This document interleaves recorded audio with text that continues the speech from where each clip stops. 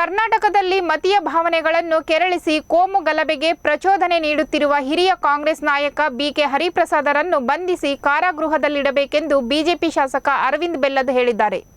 ಧಾರವಾಡದಲ್ಲಿಂದು ಸುದ್ದಿಗಾರರೊಂದಿಗೆ ಮಾತನಾಡಿದ ಅವರು 2002ರಲ್ಲಿ ಅಯೋಧ್ಯೆಯಿಂದ ರೈಲು ಗಾಡಿಯಲ್ಲಿ ವಾಪಸ್ಸಾಗುತ್ತಿದ್ದ 160ಕ್ಕೂ ಹೆಚ್ಚು ಕರಸೇವಕರನ್ನು ಗೋಧ್ರಾದ ಬಳಿ ಮುಸ್ಲಿಂ ಸಮುದಾಯದವರು ಭೋಗಿಗಳಿಗೆ ಕೊಳ್ಳಿ ಇಟ್ಟು ಸುಟ್ಟು ಹಾಕಿದರು.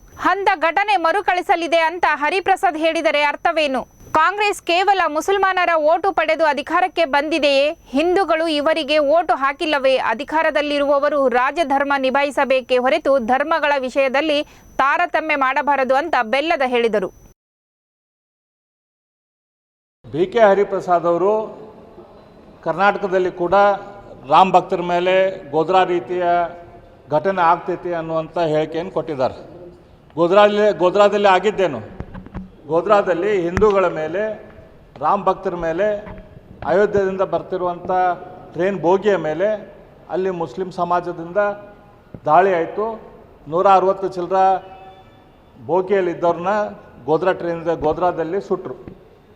ಇವತ್ತು ಬಿಕೆ ಹರಿಪ್ರಸಾದ್ ಅವರು ಗೋಧ್ರಾದಂಥ ಇನ್ಸಿಡೆಂಟು, ಆ ಘಟನೆ ಇಲ್ಲಿ ನಾವು ಮರುಕಳಿಸ್ತೇವೆ ಅಂತ ಹೇಳೋದ್ರ ಮೂಲಕ ಎಲ್ಲ ಹಿಂದೂಗಳಿಗೆ ಹೆದರಿಸುವಂಥ ಕೆಲಸ ಅವ್ರು ಮಾಡ್ತಾಯಿದ್ದಾರೆ. ಕಾಂಗ್ರೆಸ್ನವ್ರು ಏನು ಕೇವಲ ಮುಸ್ಲಿಂ ಓಟದಿಂದ ಆರಿಸಿ ಬಂದಿದ್ದಾರೆ?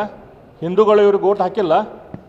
ರಾಜರಾದವರು ಇವರಿಗೆ ಎಲ್ಲರನ್ನೂ ಸಮನಾಗಿ ನೋಡೋಕ್ಕೂ ಎಲ್ಲರದ್ದು ರಕ್ಷಣೆ ಕೊಡಬೇಕನ್ನುವಂಥ ಜವಾಬ್ದಾರಿ ಇಲ್ಲ. ಇವತ್ತು ಅಧಿಕಾರದಲ್ಲಿದ್ದು ಗೋಧ್ರಾದಂಥ ಘಟನೆ ಮತ್ತು ಮರುಕಳಿಸ್ತೈತಿ, ಹುಷಾರಾಗಿರ್ರಿ ಅಂತ ಹೇಳ್ತಾರಂತಂದ್ರೆ ಇವ್ರು ಏನು ಮಾಡ್ತಿದ್ದಾರೆ? ಇವ್ರನ್ನ ಇಮಿಡಿಯೇಟ್ಲಿ ಹಿಡಿದು ಒಳ ಹಾಕಬೇಕು.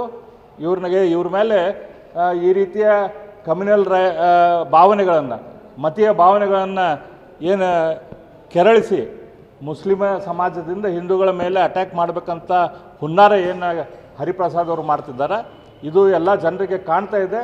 ಸರ್ಕಾರ ಇದನ್ನು ನೋಡಿ ಇಮಿಡಿಯೇಟ್ಲಿ ಅವ್ರ ಮೇಲೆ ಆ್ಯಕ್ಷನ್ ತಗೋಬೇಕಂತ ನಾನು ಒತ್ತಾಯ ಮಾಡ್ತೇನೆ.